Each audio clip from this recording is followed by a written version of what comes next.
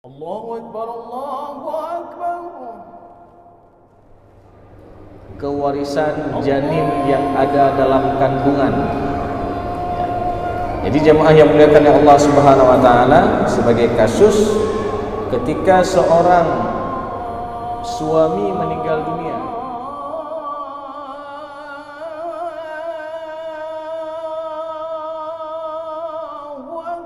Bismillahirrahmanirrahim.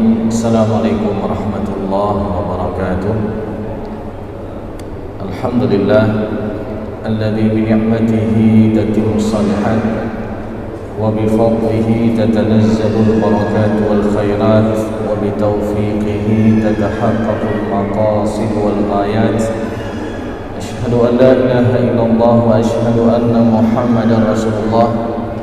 Allahumma salli wa sallim ala Sayyidina Muhammad wa ala alihi wa sahbihi ajma'in, amma ba'du.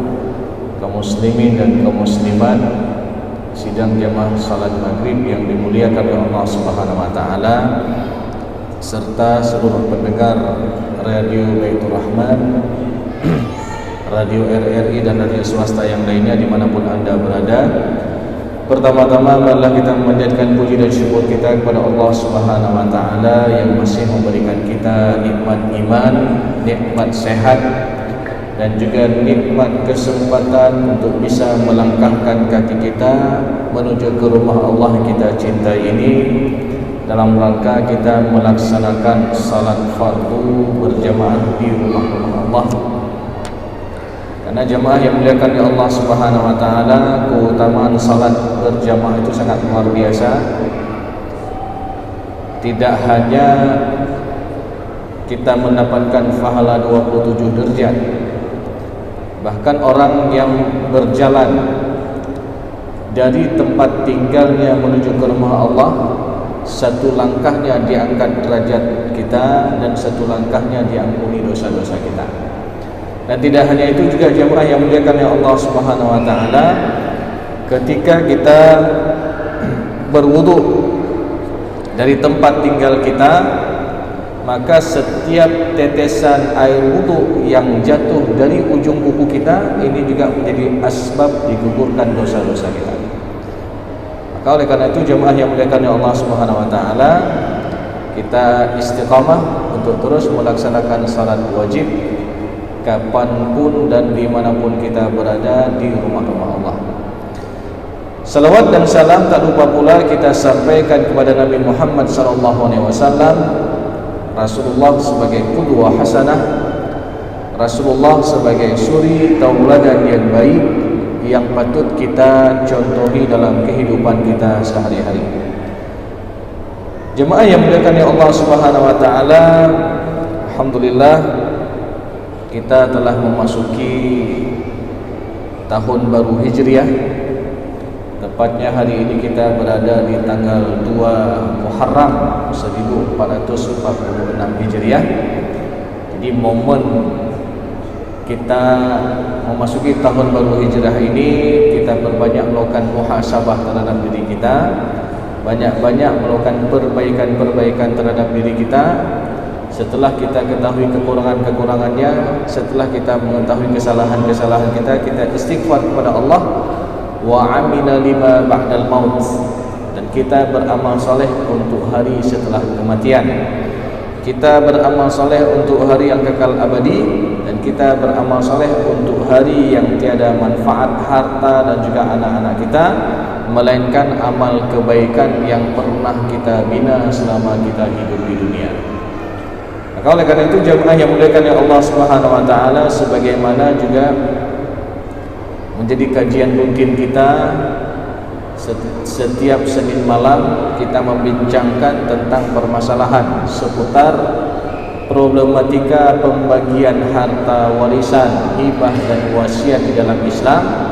Karena bicara tentang masalah warisan ini rentan terjadinya kezaliman, rentan terjadinya sengketa, rentan terjadinya keributan di antara para ahli waris. Maka coba kita renungkan jemaah yang dimuliakan oleh Allah Subhanahu wa taala, jangan sampai harta yang ditinggalkan oleh orang tua ini yang seharusnya itu menjadi nikmat bagi semua ahli waris, karena harta yang didapat gak perlu dia capek-capek kerja, harta yang didapat gak perlu dia keluarkan keringat. Namun kalau mereka tidak menyadari ini adalah sebuah nikmat, kadang-kadang harta itu berubah menjadi musibah, berubah menjadi malapetaka di antara para ahli waris. Dan ini juga jemaah yang dimuliakan oleh Allah Subhanahu wa taala, sudah banyak kasus-kasus, bahkan kasus yang sampai ke pengadilan agama ataupun ke mahkamah syariah. Dan di sana juga kita temukan bahwasanya di pengadilan agama ataupun di mahkamah syariah, termasuk kasus kedua terbanyak setelah masalah perceraian adalah berkaitan tentang permasalahan harta dengan segala macam problematikanya. Boleh jadi di sana ada permasalahan warisan, masalah penundaan pembagian warisan dalam waktu yang lama sehingga ada terjadi yang atau ada ahli waris yang meninggal lagi. Artinya sudah berlapis. Bahkan ada juga kasus pemberian hibah yang tidak adil, ada masalah wasiat dan lain sebagainya. Jadi dengan segala macam problematikanya, ini termasuk kasus yang banyak yang terjadi di masyarakat, bahkan sempat dibawakan ke mahkamah syariah ataupun ke pengadilan agama. Baik, jemaah yang muliakan oleh Allah Subhanahu wa taala, maka sekali lagi momen tahun baru Hijriah ini kita banyak-banyak buat muhasabah, banyak-banyak buat perbaikan. Menyambung kajian kita pada pertemuan yang lalu, kita membahas berkaitan dengan kasus-kasus yang sering terjadi di masyarakat, sebagaimana pada kesempatan pekan yang lalu kita sedikit menyinggung berkaitan tentang kewarisan janin yang ada dalam kandungan. Jadi jemaah yang dimuliakan oleh Allah Subhanahu wa taala, sebagai kasus ketika seorang suami meninggal dunia, meninggalkan seorang istri dalam kondisi dia hamil ataupun sedang mengandung anaknya. Menjadi pertanyaan, apakah anak dalam kandungannya ini mendapatkan hak warisan ketika ayahnya meninggal dunia? Maka perlu kita ketahui bersama jemaah yang dimuliakan oleh Allah Subhanahu wa taala, terkait syarat-syarat mendapatkannya warisan. Jadi syarat mendapatkan warisan yang pertama adalah meninggalnya si pewaris.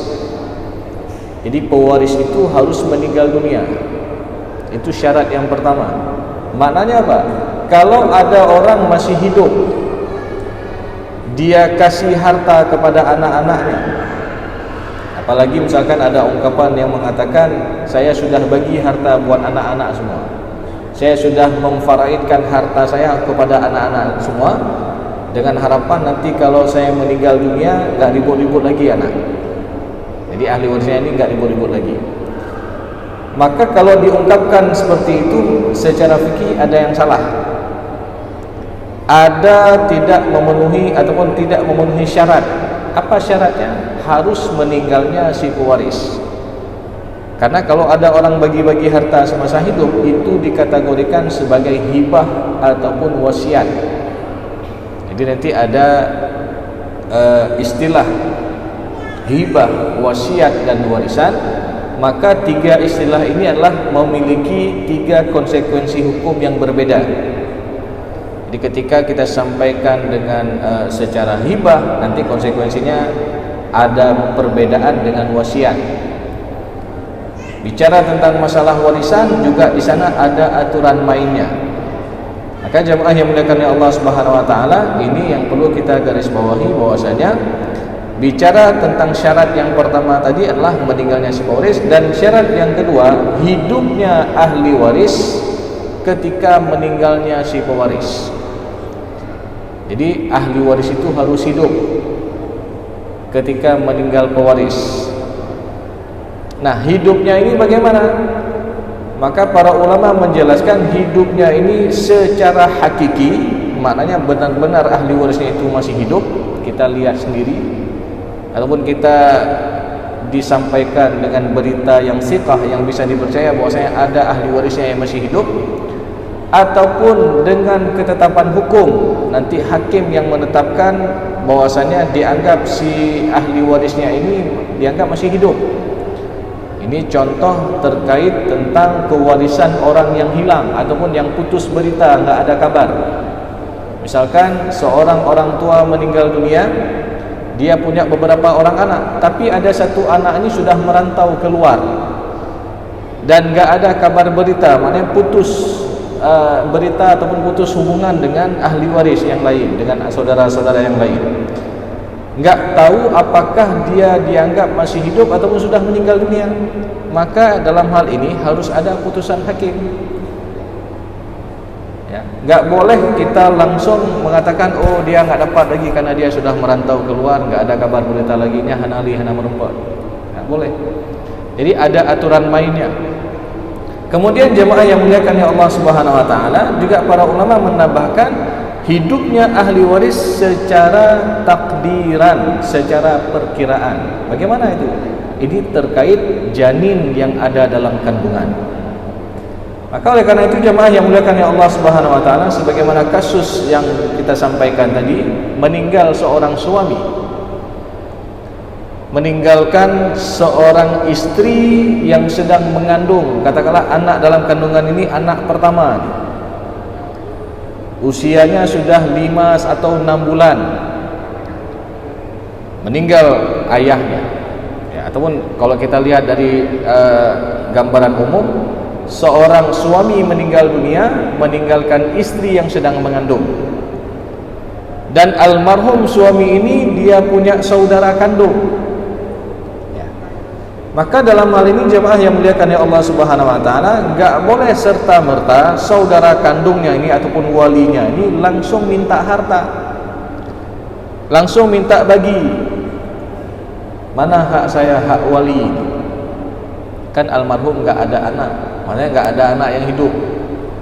Ya, orang tua juga sudah meninggal dunia. Lun kan wali, saya kan wali, maka saya berhak. Maka jemaah yang muliakan ya Allah Subhanahu wa taala, terkait dengan kasus ini secara aturan fikih dalam hal tersebut tidak boleh langsung dibagi sampai jelas kelahiran janin tersebut.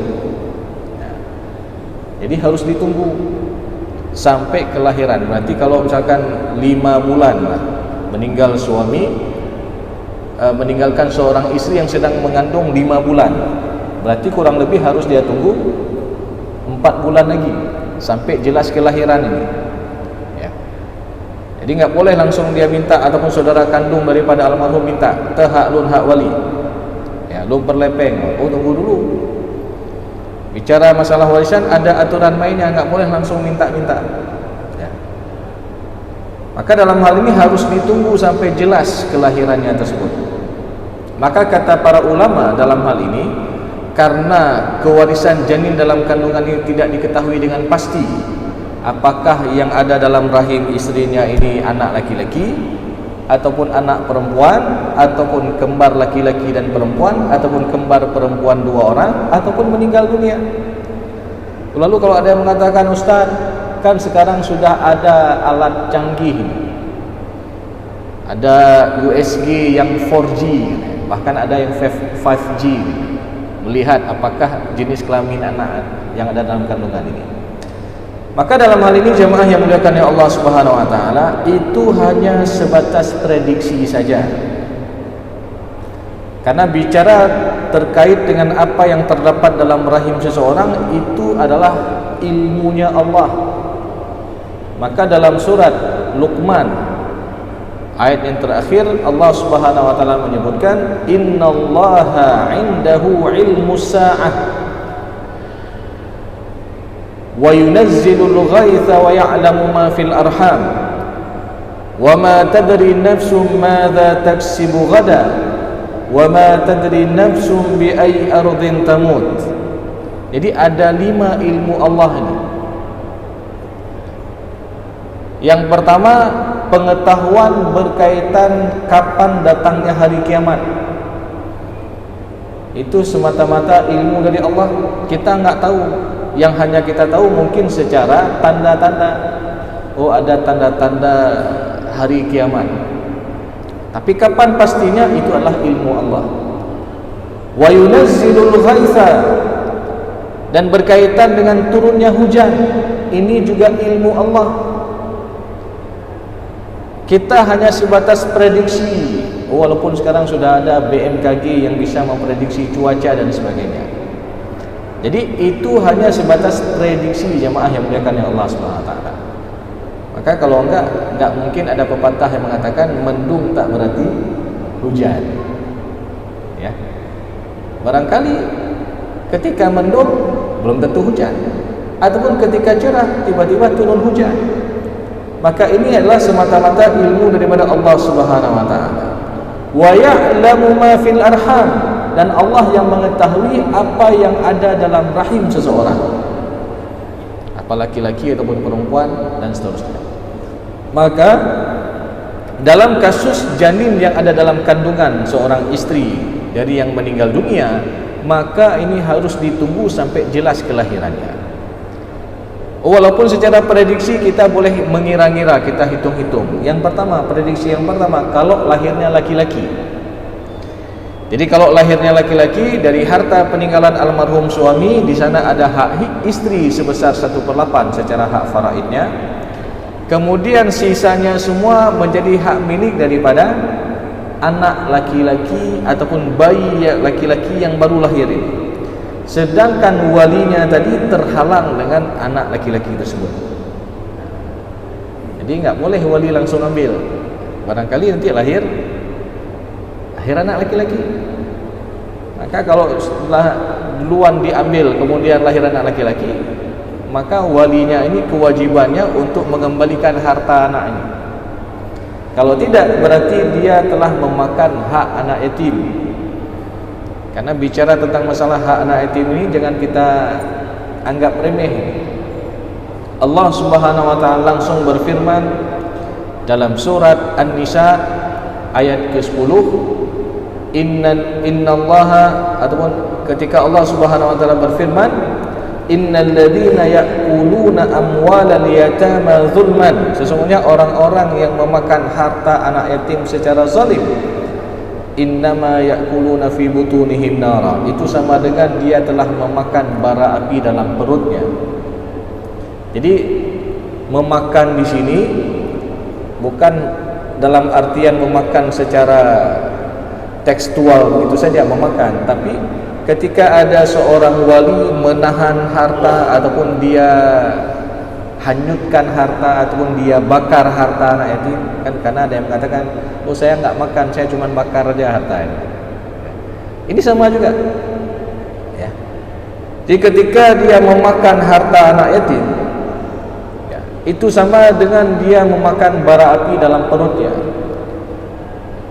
Wasayaslawna sa'ira, dan kelak di hari akhir nanti dia akan dicampakkan ke dalam api neraka yang menyala-nyala. Jadi ini bahaya sekali jemaah yang dimuliakan oleh Allah Subhanahu wa taala. Maka kalau ada yang kasus yang kita sampaikan tadi, ini harus benar-benar hati-hati. Tunggu dulu sampai kejelasan lahir daripada anak tersebut. Oh, kalau prediksi yang kedua misalkan lahir anak perempuan, berarti almarhum meninggalkan istri, satu anak perempuan, kemudian ada wali, maka di sana ada hak wali.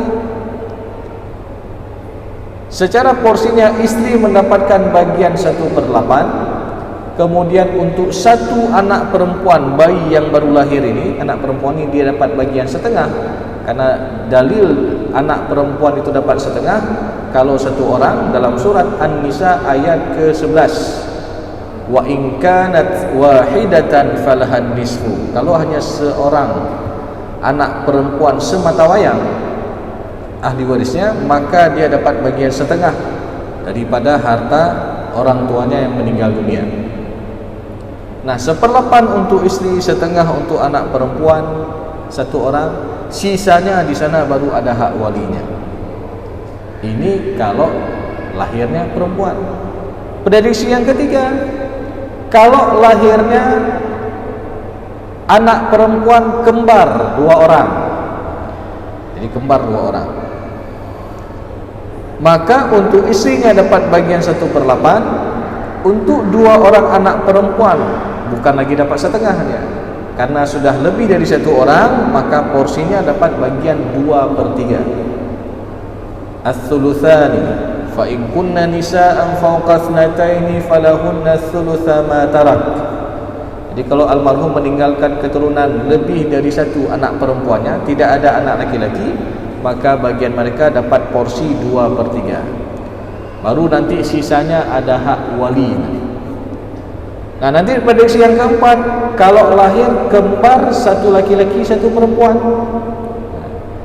maka di sana tidak ada hak wali. Wali terhalang dengan anak laki-laki ataupun bayi laki-laki yang baru lahir. Dan boleh jadi nanti yang terakhir, kalau janin dalam kandungan ini meninggal dunia, maka di sana baru ada hak wali. Jadi dalam kasus yang kita sampaikan tadi harus ditunggu sampai jelas kelahiran daripada janin tersebut. Jadi nggak boleh langsung dia ambil oleh walinya. Ada aturan mainnya, ada tata caranya. Karena sekali lagi, kalau dia langsung mengambil hak, rupanya dia terhalang nanti. Waktu lahir anak laki-laki, maka sekali lagi dia harus mengembalikan harta untuk anak laki-laki. Kalau tidak dia kembalikan oleh walinya tersebut, maka dia telah memakan hak anak yatim, harta anak yatim, yang mana ini diancam langsung dalam Al-Quran. Jadi ini bukan perkataan para ulama, langsung Allah yang menyebutkan, firman Allah An-Nisa ayat ke-10 tadi, bahwasanya orang-orang yang memakan harta anak yatim itu sama dengan dia telah memakan bara api dalam perutnya, wasayaslawna sa'ira, dan kelak di hari akhir nanti dia akan dicampakkan ke dalam api neraka yang menyala-nyala. Jadi ini jemaah yang muliakan oleh Allah Subhanahu wa taala. Sekali lagi, kalau ada kasus sebagaimana yang kita sebutkan tadi, maka ini ada aturan mainnya, enggak boleh walinya ini langsung mengambil sampai jelas kelahiran daripada bayi ataupun janin yang dikandung oleh istri dari almarhum yang meninggal dunia. Kemudian jemaah yang muliakan ya Allah Subhanahu wa taala, termasuk kasus yang sering terjadi dalam masyarakat kita, yang di sana berkaitan dengan permasalahan kalalah. Apa itu kalalah?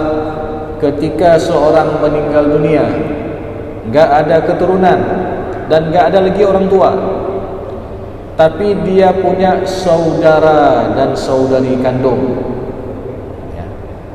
Maka dalam hal ini jemaah yang muliakan ya Allah SWT, masalah kalalah ini dijelaskan dalam surat An-Nisa ayat 176, akhir daripada surat An-Nisa, di mana Allah Subhanahu wa taala berfirman, yastaftunak qulillahu yuftikum fil kalalah in imru'un halaka laysa lahu waladun wa lahu ukhtun falaha nisfu ma tarak wa huwa yarithuha illam yakul laha walad.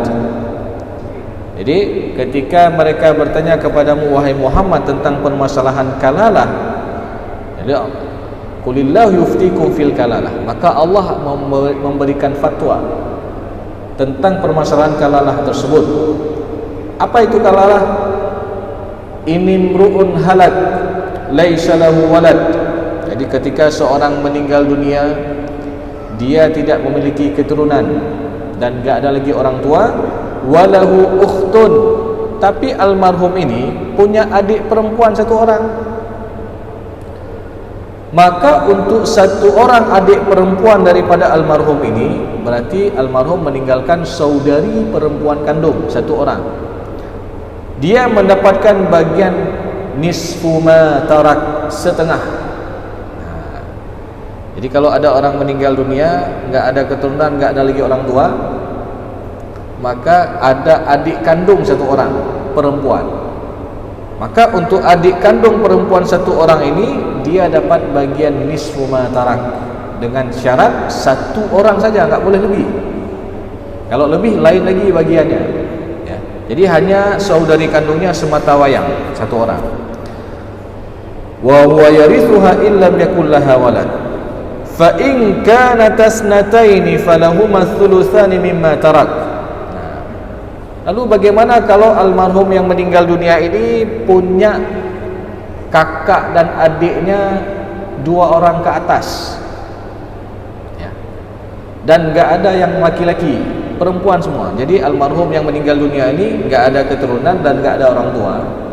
Tapi dia punya adik dan kakaknya katakanlah 2 orang ataupun 3 orang, perempuan semua, enggak ada yang laki-laki. Maka bagian mereka dapat porsi 2/3. Jadi kalau kita ibarat persentasenya, kalau 2/3 itu hampir 70% untuk mereka. Dengan syarat nanti kalau ada 3 orang, berarti dari porsi 70% ataupun 2/3 itu dibagi 3. Ya. Oh, kalau ada 4 orang perempuan semua, nanti dibagi 4. Ya. Bukan masing-masing dapat 2/3, enggak, tapi 2/3 itu secara umum tadi, ya, secara keseluruhan untuk ahli waris yang hidup tadi. Jadi ini jemaah yang muliakan oleh Allah Subhanahu wa taala. Lalu kalau ada yang tanya, Ustaz, bagaimana kalau almarhum punya suami, misalkan yang meninggal seorang perempuan.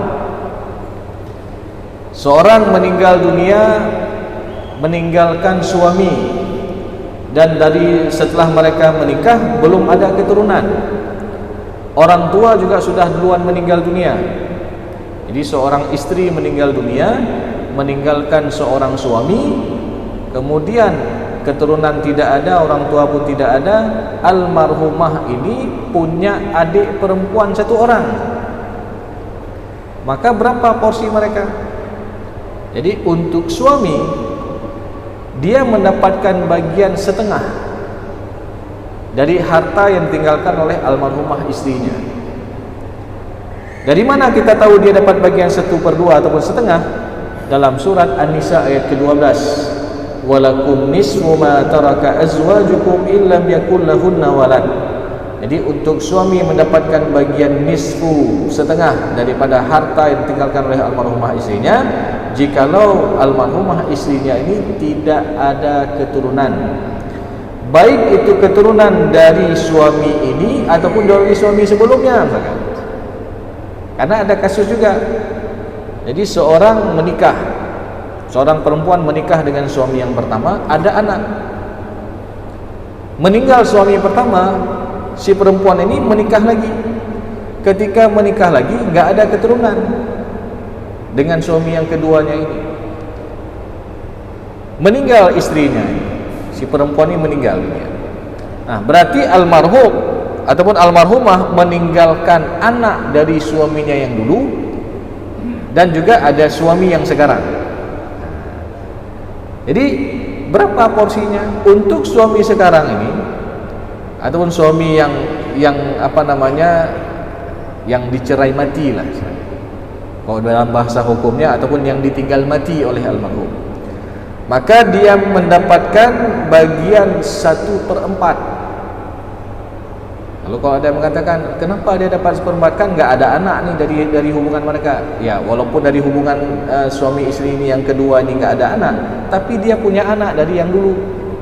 Intinya ketika almarhum ataupun almarhumah ini ada keturunan, maka ini mempengaruhi bagian pasangannya ataupun bagian suaminya tadi. Maka dalam hal ini tadi ketika dia memang nggak ada keturunan sama sekali, jadi seorang istri meninggal dunia nggak ada keturunan sama sekali,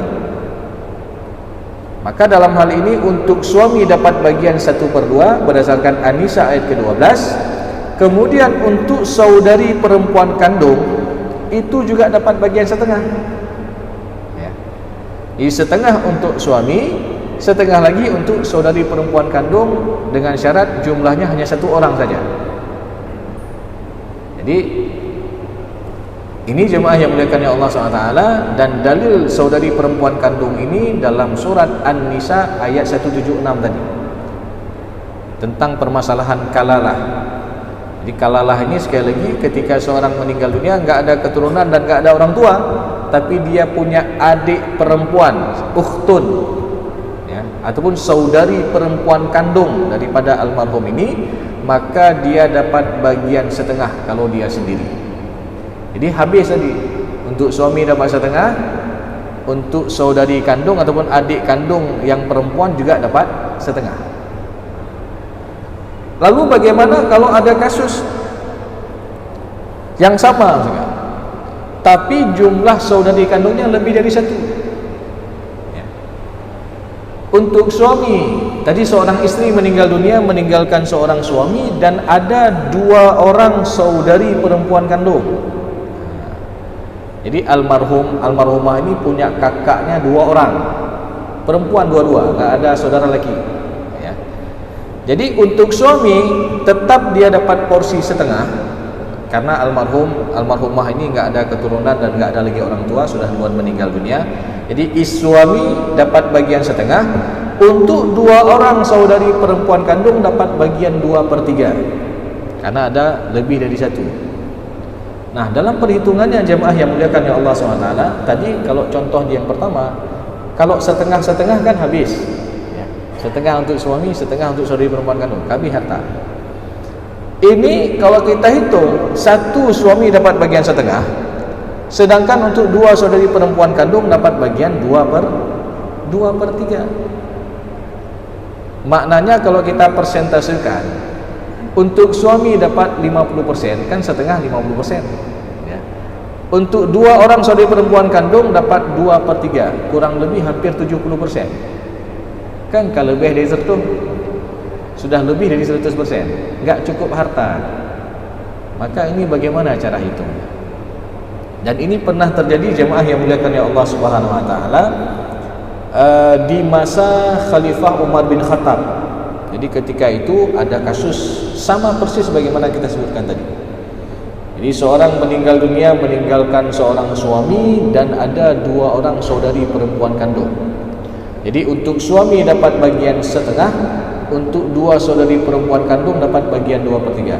Maknanya suami dapat 50%, untuk 2 orang saudari perempuan kandung dapat hampir 70%.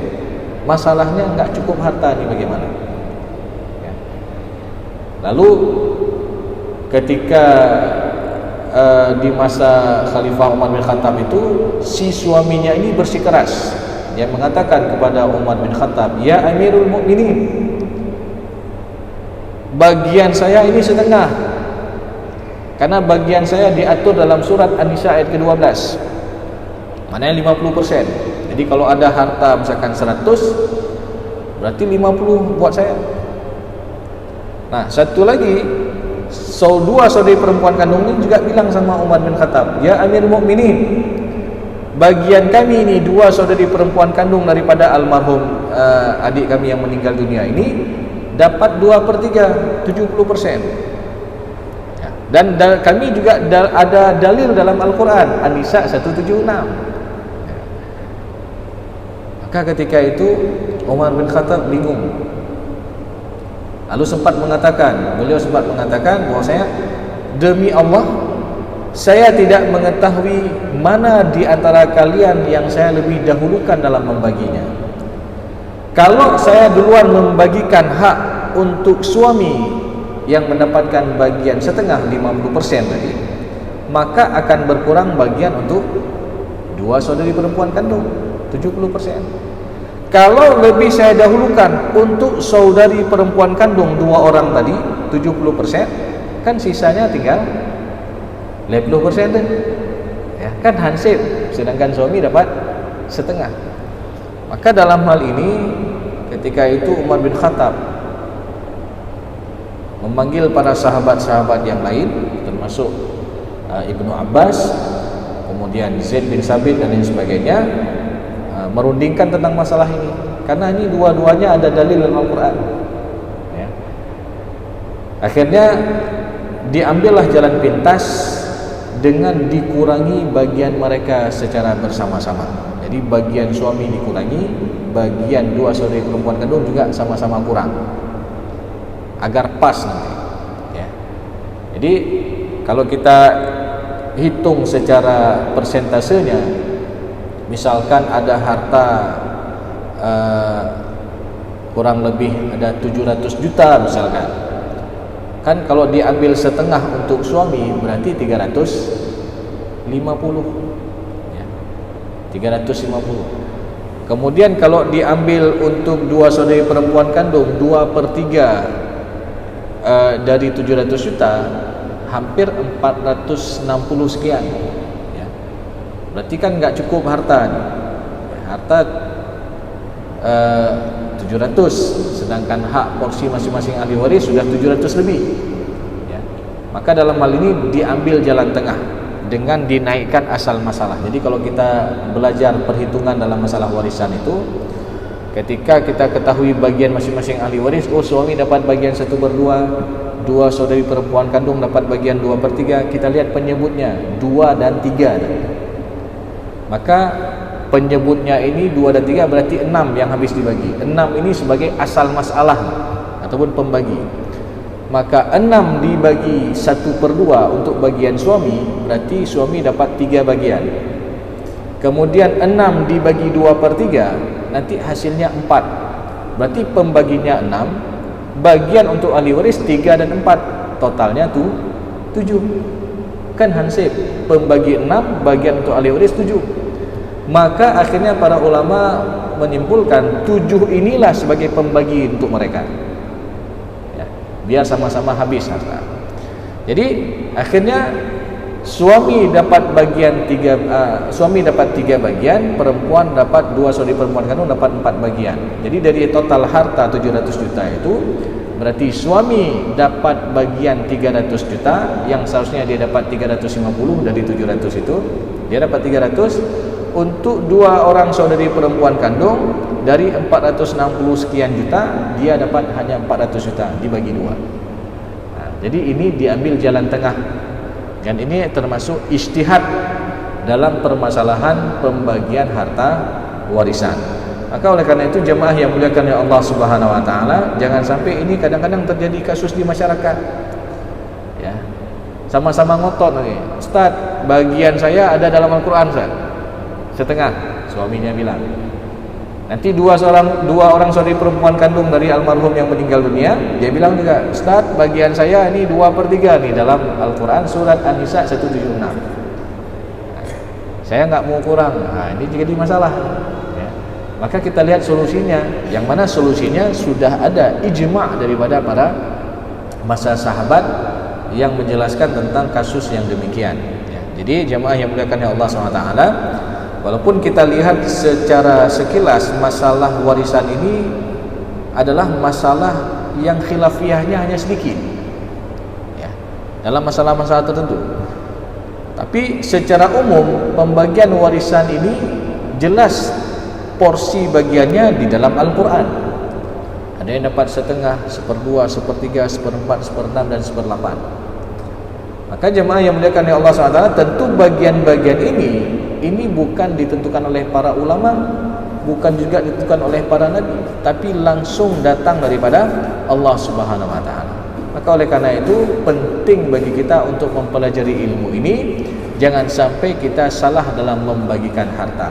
Karena bicara tentang masalah warisan berarti kita bicara tentang masalah hak. Jangan sampai kita menzalimi hak daripada ahli waris yang lain. Karena perlu kita tegaskan, setiap harta yang kita dapatkan ini pada akhirnya juga Allah akan minta pertanggungjawaban. Min aina iktasabahu, kata Allah. Jadi dalam sebuah hadis Rasulullah sebutkan, lan tazalu qadama ibnu adam yaumal qiyamati hatta yus'ala an arba'. Tidak akan bergeser kaki seorang anak Adam di hari akhir nanti sampai ditanya terhadap 4 macam perkara. Salah satunya adalah an malihi, berkaitan dengan harta kita. Min aina iktasabahu, dari mana kita peroleh harta kita. Wa fima anfaqahu, dan kemana kita habiskan harta kita. Semua itu akan diminta pertanggungjawaban oleh Allah SWT. Mudah-mudahan kita semua bisa mempertanggungjawabkan terhadap amanah harta yang Allah berikan kepada kita, dan mudah-mudahan juga harta yang kita miliki ini menjadi asbab ditariknya kita masuk ke dalam syurganya Allah Subhanahu wa taala, karena kita banyak-banyak melakukan sebagaimana yang diperintahkan di dalam Al-Quran untuk berinfak di jalan Allah Subhanahu wa taala. Lebih dan kurang saya mohon maaf. Aqulu qawli hadza wa astaghfirullah li wa lakum risal mu'minin. Wassalamualaikum warahmatullahi wabarakatuh. وصل وسلم على سيدنا محمد في النبيين وصل وسلم على سيدنا محمد